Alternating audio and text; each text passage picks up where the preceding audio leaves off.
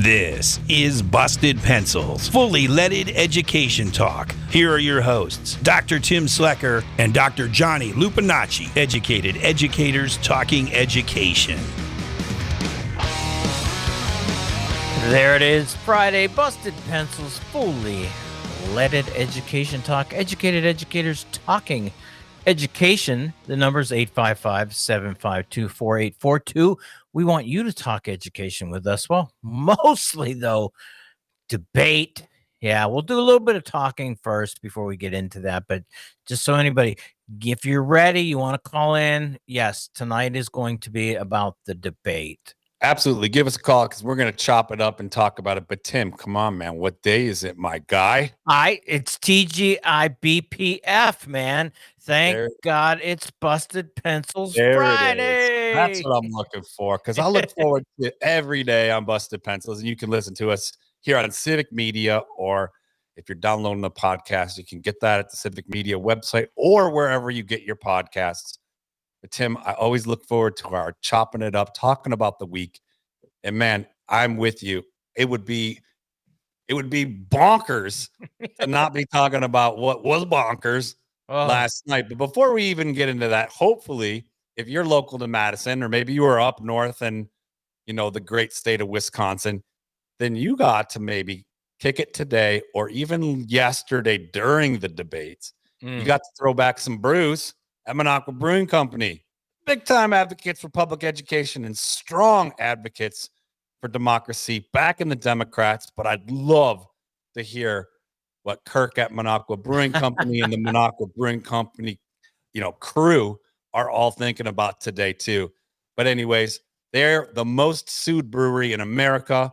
Why? Because they stand up for democracy, because they back the Democrats. They're ride or die over there. I love them. Minocqua Brewing Company is making Wisconsin great again, one beer at a time. Check them out at minocquabrewingcompany.com to see where you can buy their progressive beer. Tim, a couple of progressives. I mean, I don't know if I like that label too much, but I like it better than liberal. I like it better than liberal for sure, progressive, whatever it is. It's, man, but I tell you what, last night though, wow.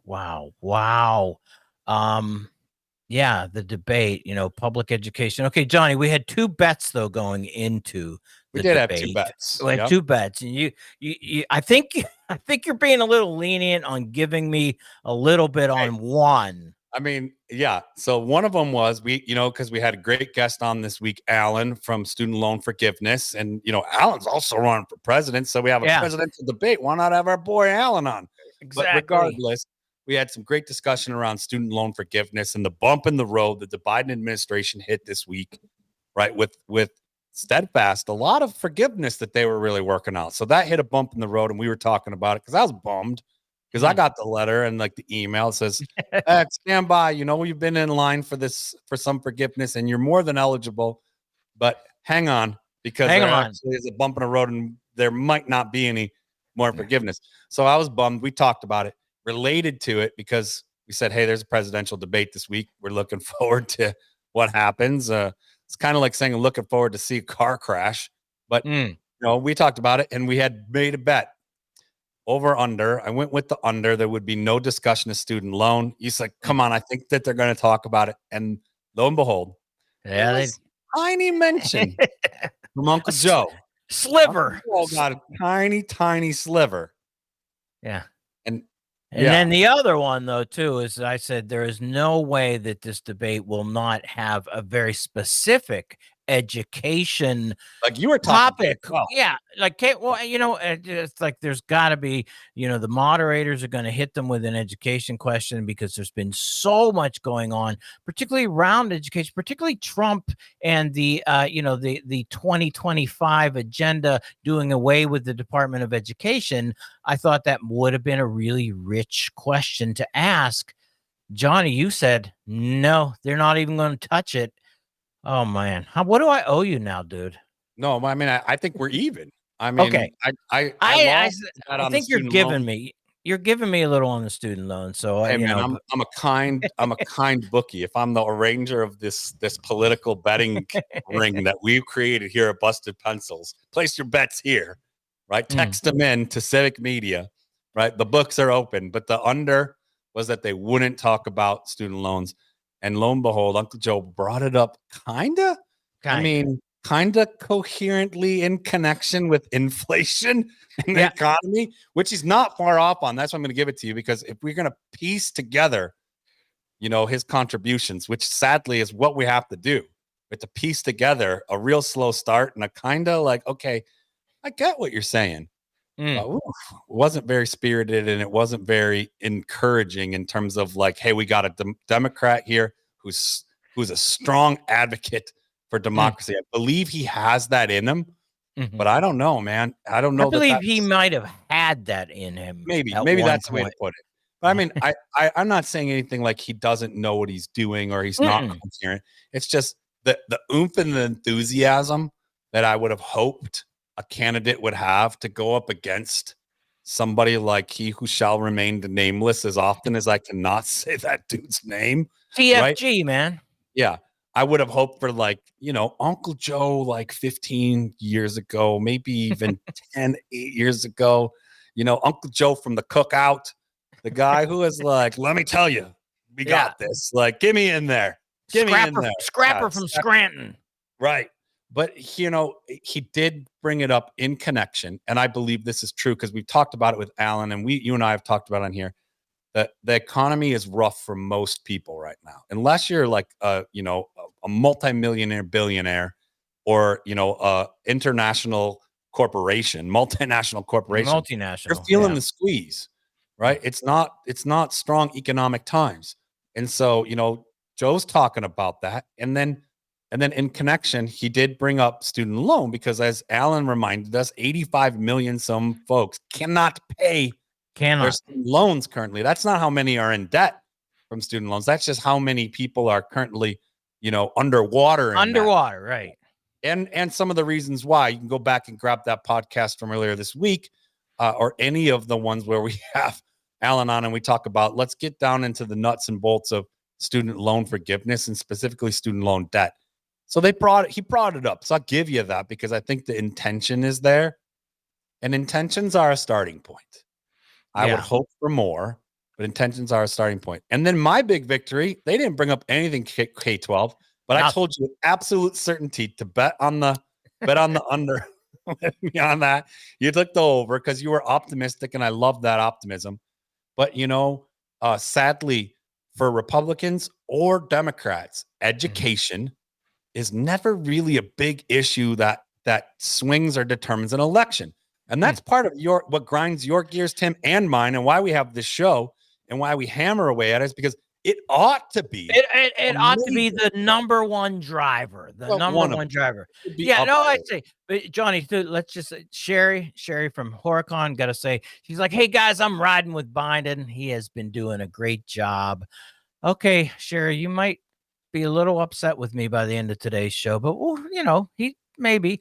And then LA Tom, he did say something about student loan forgiveness, that they save so much money on the debt. I don't really remember the comment that much that Biden made around the student loans, Johnny. Good. Yeah. Well, I mean, we can pull it up. We got it on cue because he did say it briefly. You want to play it for us, Jess? Play it for the listeners and us. Yeah. All those black families and those black individuals who had to take out student loans that were ballooning, that if they were engaged in nursing, doctor, and anything having to do with volunteerism, if they paid their bills for 10 years on their student debt, all the rest is forgiven after 10 years.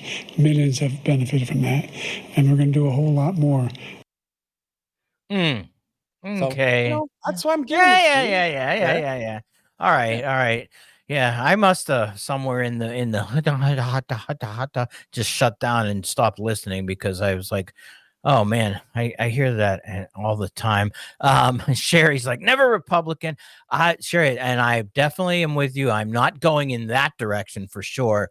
And Donald Trump from LA Tom has lied over 30 times. And no one could push back because they muted the microphone.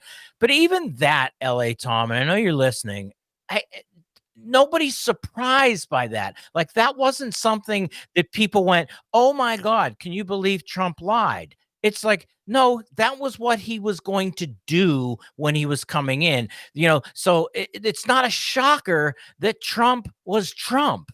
I mean, nobody should be like, can you believe that he lied? Yeah. Yes, I can believe that he lied. That's what he does. He does it all the time. So I'm And not shocked.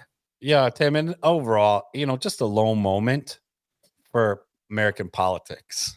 I was gonna Just a say, low yeah, moment because I, as I really was. we shouldn't be here. We are, and I'm not going to lament it, right? And I agree with Sherry in LA, like LA Tom, right? We're in it, so we got to be figuring out how to strengthen this democracy. And if that's Joe Biden, then let's get Joe Biden working to strengthen this democracy. Mm, Personally, I mean, I don't have any problem with Joe Biden. I mm-mm. actually also don't mind that he sounds like one of my great uncles, right? Like, I don't mind it. I was like, can somebody just pass that man a hard candy? Like his voice, like just get, like have him ready. Like Get that man a who's on his Ricola. prep? Yeah, Who's Ricola.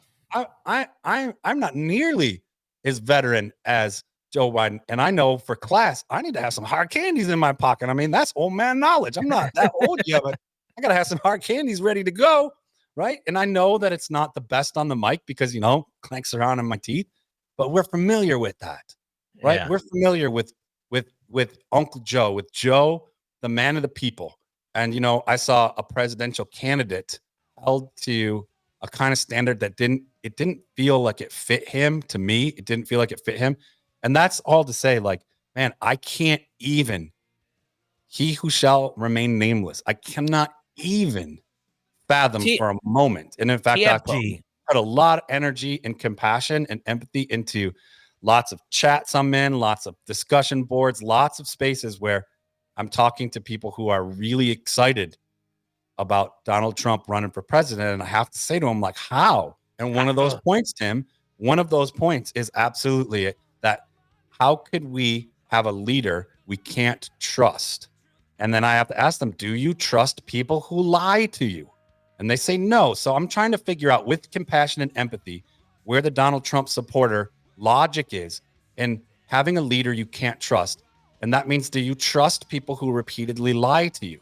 And this is a big sticking point for me, regardless of the other 15 reasons at the top of my head.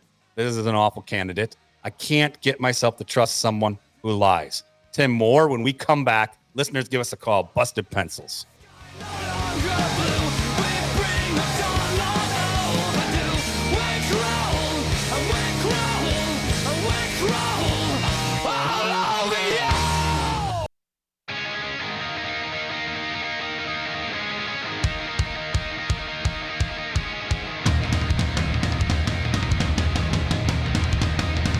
I wish I could play the drums like that. Man, Busted Pencils, fully leaded education talk.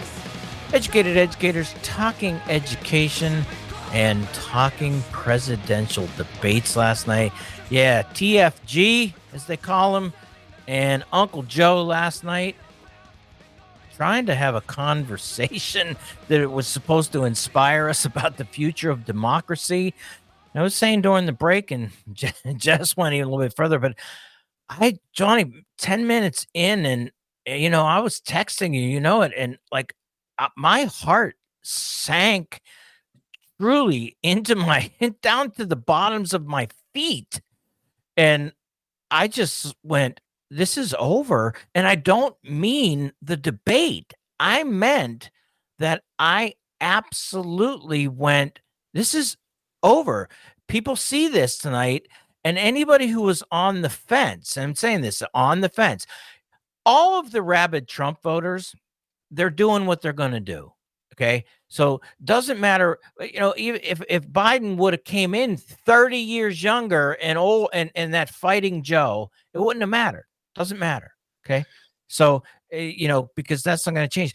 But the ability for Biden to inspire some people who might be on the fence with Trump, he needed to do that last night for me. He needed to be able to pull some of those people who are going, I'm not sure, I don't know what to do, which is kind of a weird thing to admit that people are out there going, I don't know what to do, because it's like, really?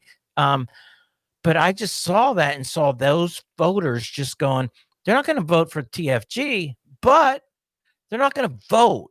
And then to me, so I then catastrophized this. I say, dealing with the anxiety issues that I have my whole life, I automatically took what felt like a punch in the gut and then turned it into a diagnosis of doom and was like, this is the end of public education, man. And I'm watching it right in front of me, Johnny Lupinacci. And so I started getting really sad because to me, people are like, dude, you're weird. You have that much sense or something passion about school, not school, about public education. First of all, public education, man, when I see the end of public education, people, where I'm coming from. I see public education as the foundation of democracy.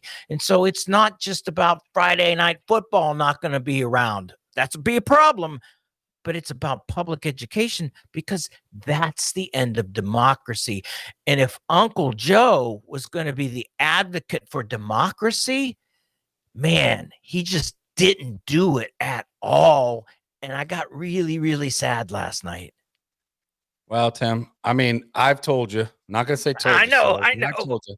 And one of the hopefuls for me is why so with such confidence said there will be nothing spoken about education in this debate. Because one of the things we know is that education sadly has not been a major factor. Like policy about education has not been a big factor for determining presidential elections. One of those reasons is because, and I'm come back to it to maybe have some sunshine through the gloom for you. Education is a state right. By and large, the U.S. Department of Education plays a role, and it's played with different administrations a larger role than others, but it's played a role in state decisions about education. And there are some really scary things to think about in terms of where Trump is situated in his policy, speaking to, basically getting rid of the U.S. Department of Education. It's not really, to me, when I read Trump's plans for education, it's not really him. It's the Heritage Foundation, Right. and their interest in really private charters everywhere, free market for education, enterprise industry kind of thing. Let's back up. Education is a state right. And this is why I'm like, again, a harsh reminder last night that for those of us very concerned about education, this is a divided moment across our union of states.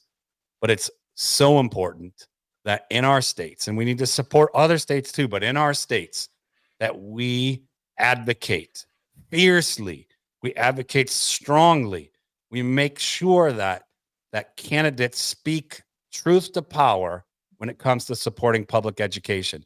Now, sad notes for either administration, more so with the Republican agenda for public ed, right, is that we're going to likely, in worst case scenario, lose a lot of the teeth to civil rights being important in our public schools as they're underwritten right now at the federal level, right? In Title I money that's really important to schools that comes from the U.S. Department of Education. Those things are ever important to states, right? But to me, one of the really big things is I knew that they weren't going to discuss education.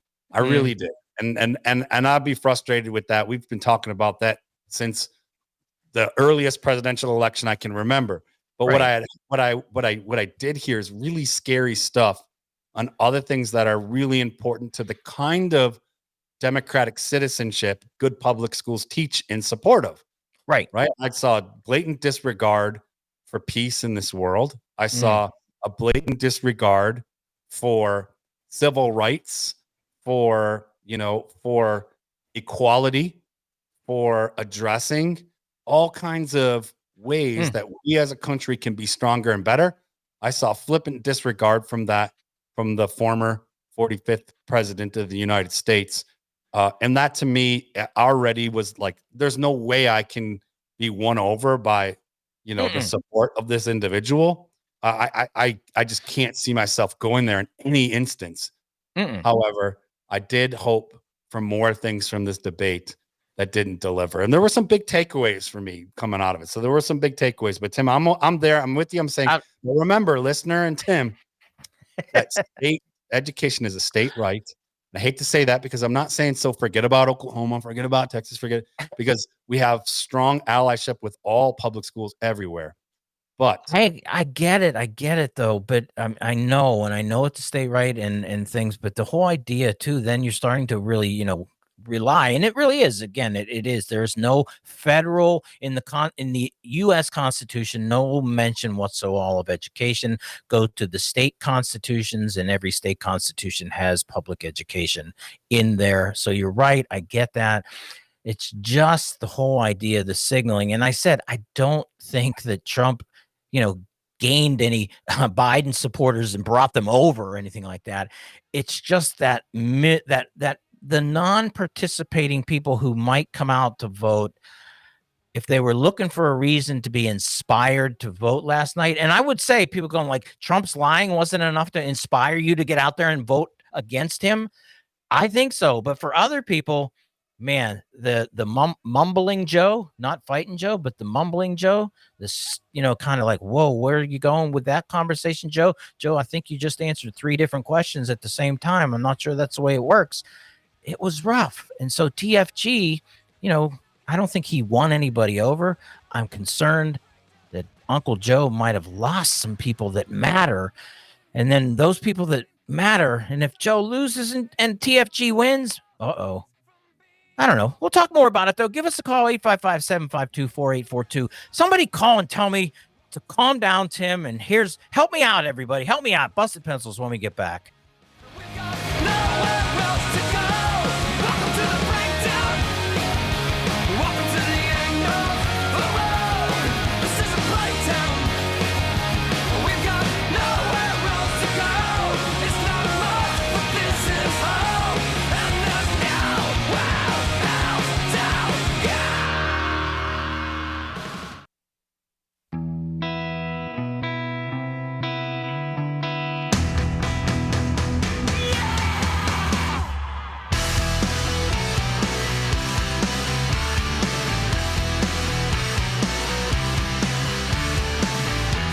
Escaping the American attraction.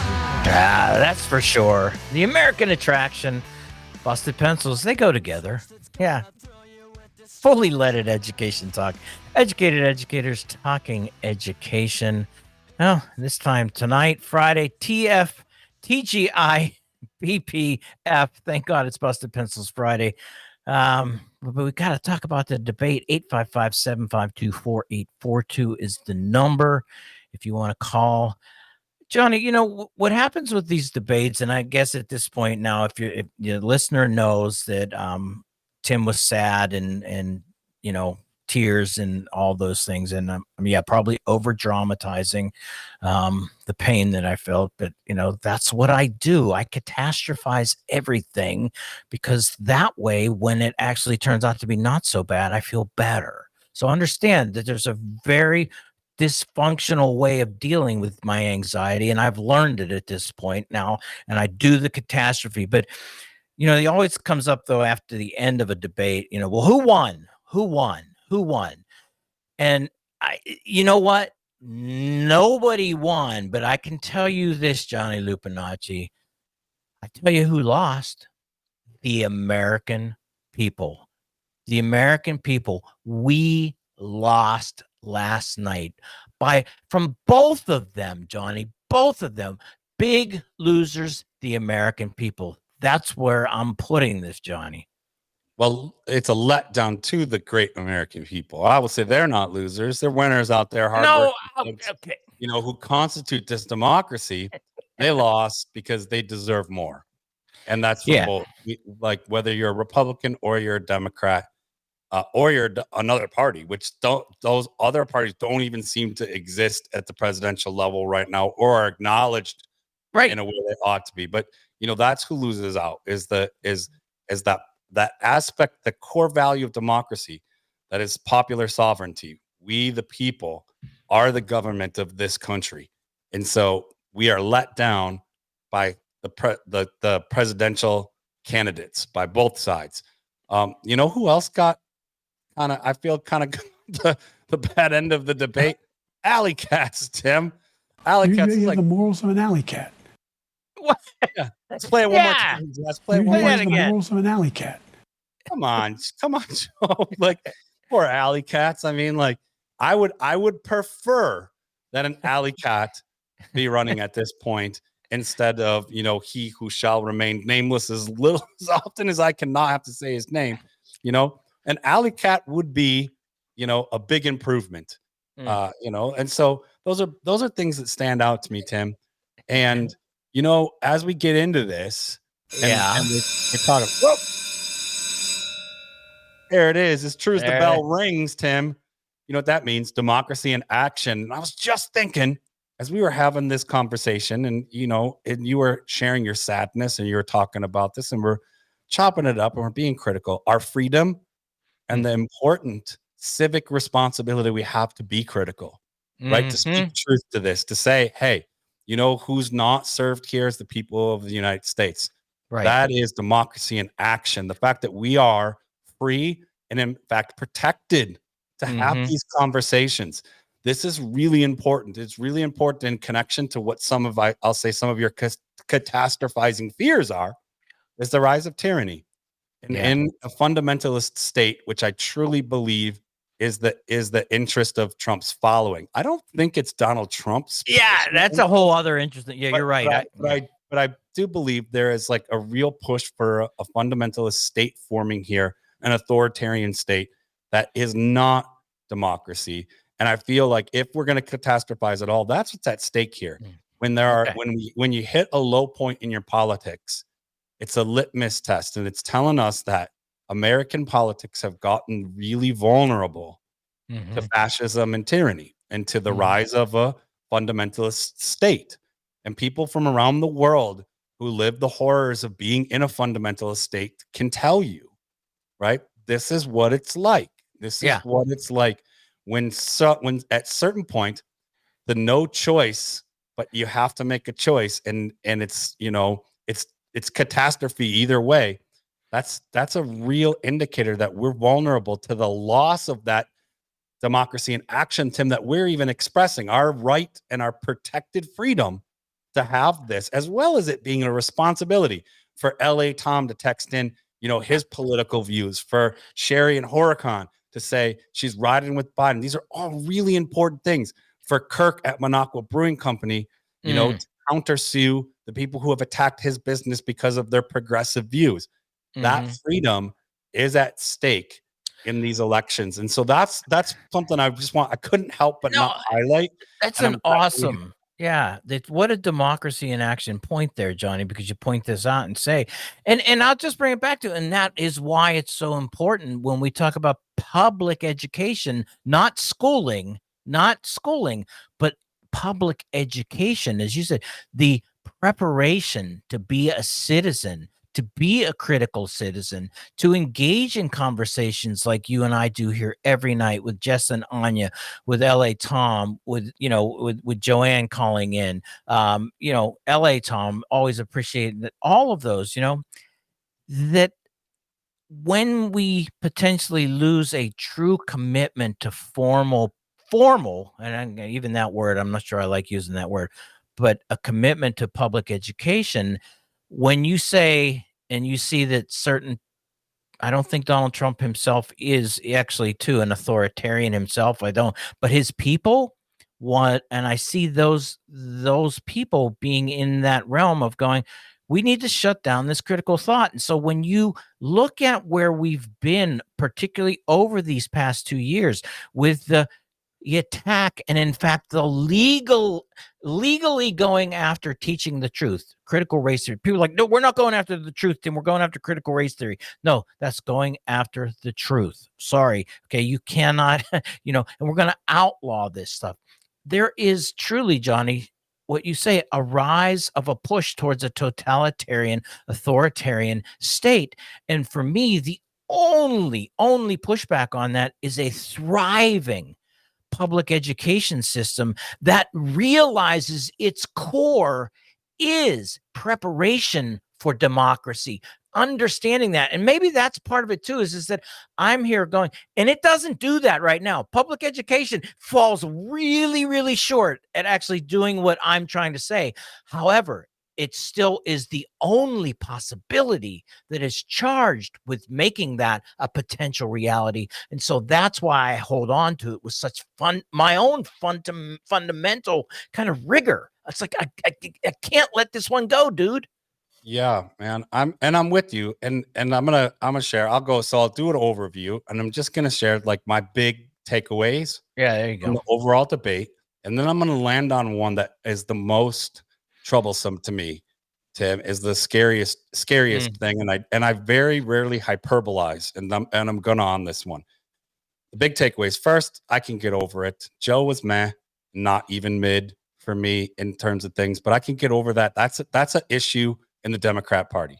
That's for us to figure out, like, okay, is this our best? And that's not an attack on Joe. Is this our best representation of where we're at or where we want to be as a community? And the answer is no, right? I don't want to see two old guys, and that's not me being ageist. I don't want to see two old white guys up there talking about the things they're talking about, because it doesn't need to culminate to a contest on our golf. And that's two, I mean, that couldn't be more stereotypical of two old white guys. Right. So well, that's another big takeaway, is like, this is what American politics is culminating to.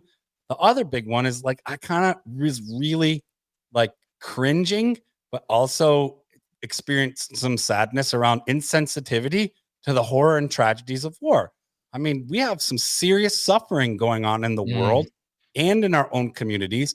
And it just kind of seemed like an opportunity to attack one another on it, rather than to address, hey, like, there are some things we gotta talk about. The fact that, one candidate's calling the other candidate a bad Palestinian. It's like, this is not coherent, nor is it respectful of diverse people around the world and their suffering. So that really grinded my gears. The other thing was, they both really floundered about abortion. And this is a huge issue that my entire life has had a political debate about it around me. And I'm thinking, man, I am 40 some years old, and my entire life, this has been an issue discussed by older white men. And that's not me jumping 2 feet into identity politics. It's like, hey, it's this simple. Candidate, just get up there and say, hey, this is not for me to decide. Democracy is about decisions being made by those directly impacted by the decisions. This is a woman or a person carrying a child's right and choice to their health. That is about democracy and about freedom. It is also recognizing the trust and the respect we put into medical professionals. So unless you're a medical professional close to this, or a person, capable of or carrying child, this is not a decision you get to weigh in on, right? So I was really kind of off put by both their discussion of that important topic. And then sad discussion about immigration. I mean, this is huge. This is this is the United States of America, right? This is where we are supposed to be. We talk about it sometimes as like a place for everybody, and an opportunity, a land of opportunity. So to speak so, I think, insensitively and just really ignorant to the experience and to the important role people from all over the world play as members of our community was also a big takeaway. It's like, hey, neither of these guys really show, but obviously, I'm going to say Joe more empathy and concern and care for than Donald Trump, but neither really spoke to that in a way where I felt like, wow, this is going to strengthen our community. It's going to bring peace to us, economic prosperity, and it's going to contribute to the richness of the diversity of our country. The other thing is, and I'm gonna hang on this one, is that Trump lied over and over again, and I can't get over this acceptance of lies. And the biggest one to me is lie by avoidance, and this is what I'm going to stick on, right? The fact that he could not give a coherent response, like a definitive response to respecting elections. This is big. This is also what I'm going to say. I'm going to use what sounds like some hyperbole, but I reserve it for these things. This is in every way an an admission of tyranny, right? Mhm. Just to ignore the importance, because I'm not happy with either candidate, but I'll tell you what, elections are important. And to say that I can't give a definitive answer on how I will handle the results of an election, and Trump utilized that debate to rewrite January 6th. So I'm going to ask listeners out there, if you're thinking about this, or maybe you're in conversations with people who are debating this and thinking about it, imagine anywhere we work or any of our homes. And imagine that a few years ago, people came in against consent. They ignored consent. They came right in. They put poop on your walls, right? They used excessive force and violence, blatant disregard for any law and order, and came in and ran amok as a response to elections. And then we're just saying a couple years later, well, yeah, let's give them another try. Basically, we're just gonna not I do not know a single person who says it's okay that you came into our space. You used to work here, so you have a right to come in here, use force, ignore consent, and put poop on my walls. This is where American electoral politics are at. It's not a good look around the world. We can do better. We ought to be doing better. I want to come back to that, Tim. Think about what you have to say in terms of January 6th and Trump's blatant disregard for elections. When we come back, listeners, give us a text or a call, 855-752-4842. Busted Pencils when we get back. Got your drug, you got your bomb, got your blood, and now we've had enough. I got that gun, got that drug, I got everything you want. Got that bomb, got that blood, I got everything you know. It's the American attraction. It's the American attraction. It's the American attraction. Got everything you want. It's the American attraction. And now we've had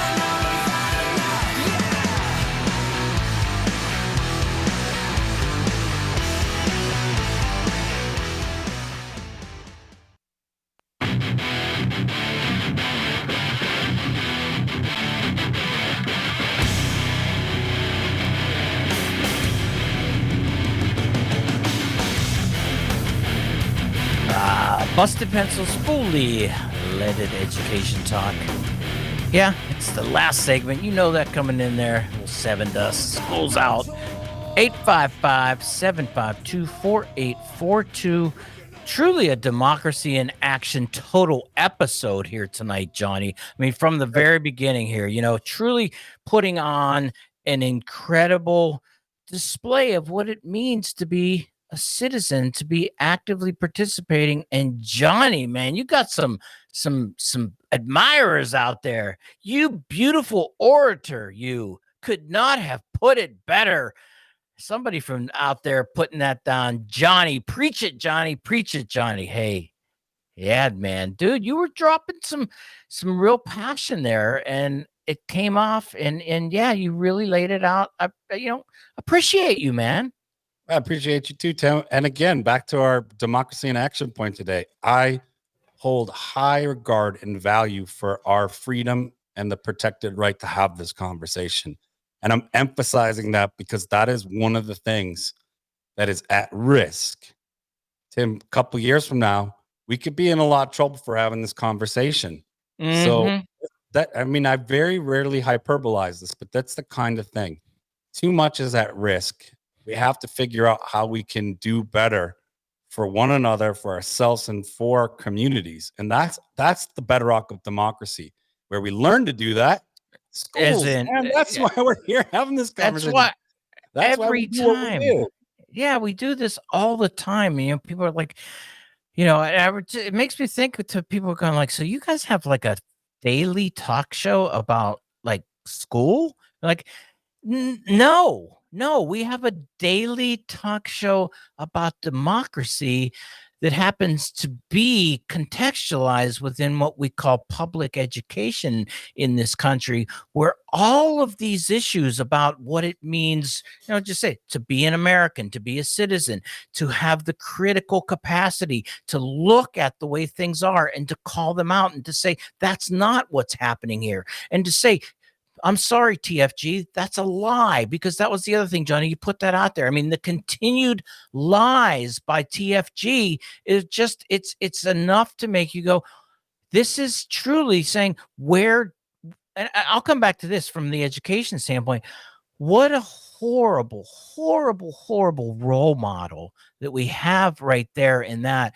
And I said, I've talked to this, you say, the Thanksgiving, somewhere in Thanksgiving when you get around with the family, the TFG has really turned families, and I'll even admit to my family being one of those, that the split and the kind of disregard for any type of civility, in fact, kind of like a, now that I'm in charge, I'm going to deliver some pain to you because I haven't been in charge for such a long time.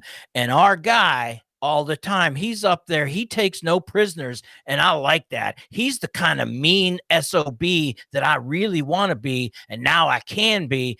And it's just thinking, going, it's like, this is truly where you go, these are not role models. These are not role models that we need to be putting out there. And so you say, what has our democracy turned into, Johnny?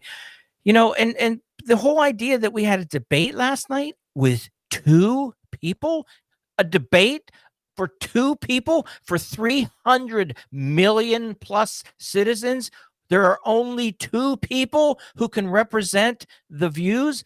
Nonsense. And so the democracy has deteriorated from the standpoint of just the inclusion of other voices, powerful voices, voices that actually, I'm going to tell you, my 24-year-old son, my 21-year-old daughter did not hear a thing last night that had anything to do with them. They're alienated. They're not part of the conversation. There are candidates out there who could be speaking for them. There are, the idea that we've reduced this to that guy and the other guy is that, and it's a real threat. That to me is an even bigger threat to democracy. So when you have a two-party system that has absolutely said, no, every other person who wants to be a part of this debate, and yes, Alan Collins from Student Loan Justice is running for president. People are like, oh, he doesn't have a chance. Of course he doesn't have a chance. He was never given a chance. He wouldn't even be, and there are other people out there. So the whole closing this off. And so in one way, what we got last night, hey, I'm actually not surprised, because when you only have two old white guys who are talking about golf, actually trying to be the representatives of the voices of America, they ain't got it, man. Neither one of them have got it. One's an incredible compulsive liar. The other one, it's just too much anymore. Man, some good stuff coming up. And it's intentional lies. It's not even like, I know someone who we're like, this person's got some problems. They don't really know right from wrong or truth from, they don't know reality from fiction. It's not a delusional thing. It's a manipulative thing. It's in every way to say, you have one option, it's this, and it's not the truth. Right. Yeah. And we've seen that work in history. We have history to tell us what happens, right? When we are told that this is the way it's going to be. Generally, that means that it's not what's best for the majority or most people or even close to that.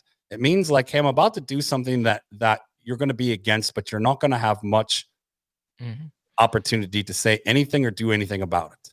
Right. I mean, it is authoritarianism. It is fascism. It is a rise of tyranny that ought to be intolerable to Republicans and Democrats and any other folks who are trying to find some agreement in a party that represents them.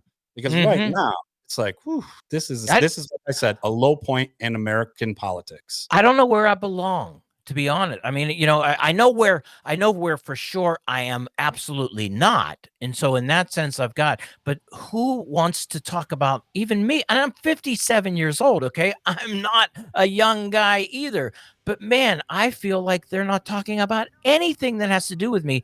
And maybe part of that, Johnny, is the other part is, we don't touch on it that much. The whole idea of oligarchy and the reality that both parties are really, really owned. And this is where LA Tom comes in all the time. The money that comes from corporations to own both of these candidates. Man, Johnny, Friday. The benefit at the suffering of the people of this country. And so I couldn't Love- be with you yeah. more, Tim. Friday, Love- breaking it down. Yeah, busting pencils on a Friday, man. Truly, democracy in action every night, Monday, Tuesday, Wednesday, Thursday, Friday. Check us out. Hey, everybody, going into the weekend, coming up on a holiday week. Got some great stuff coming up next week. Busted Pencils. Check you all out. Have a great weekend.